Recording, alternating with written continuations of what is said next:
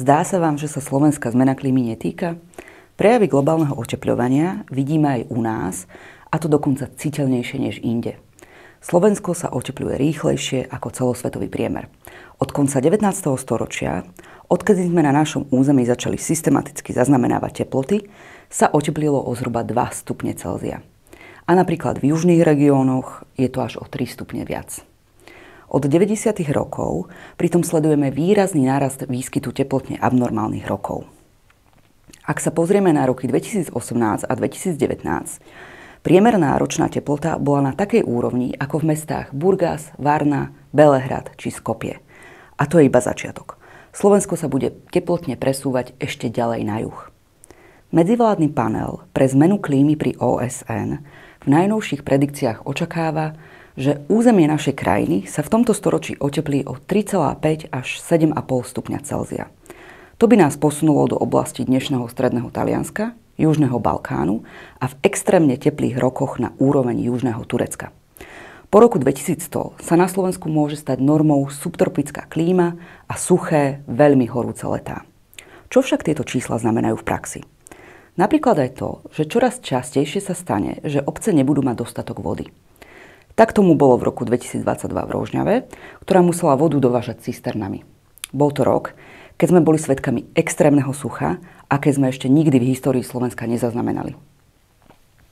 Týkalo sa celej krajiny celoplošne. Určitou formou sucha bolo postihnutých 99% územia Slovenska.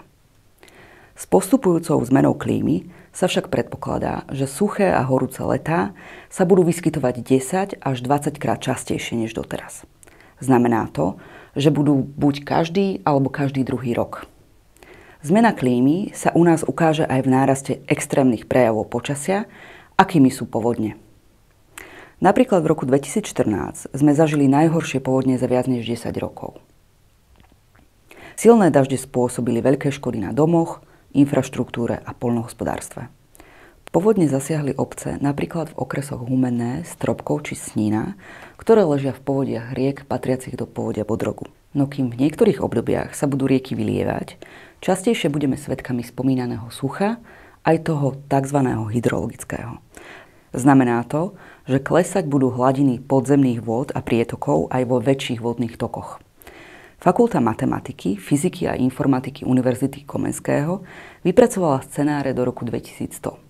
Podľa nich sa môže napríklad v povodí Hornádu, kam patria aj Košice s okolitými obcami, vyskytnúť hydrologické sucho trvajúce nepretržite 5 rokov bez prestávky. Zmena klímy prinesie aj ďalšie a ďalšie veľmi konkrétne prejavy. Negatívne ovplyvní napríklad turizmus. Viac tepla znamená menej snehu a kratšiu lyžiarsku sezónu. To výrazne pocítia turistické strediská, napríklad v Tatrách, ktoré budú musieť pozatvárať svoje vleky a transformovať sa na iný druh turizmu. Zmena podnebia tiež postihne celé poľnohospodárstvo. Vyššie nároky na závlahu totiž zvyšujú náklady na pestovanie plodín.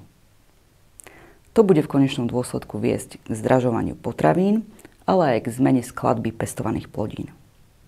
Vymenovali sme len niekoľko prejavov. Je na nich vidieť, že klimatická zmena sa týka Slovenska už dnes a každým rokom budú tieto prejavy citeľnejšie.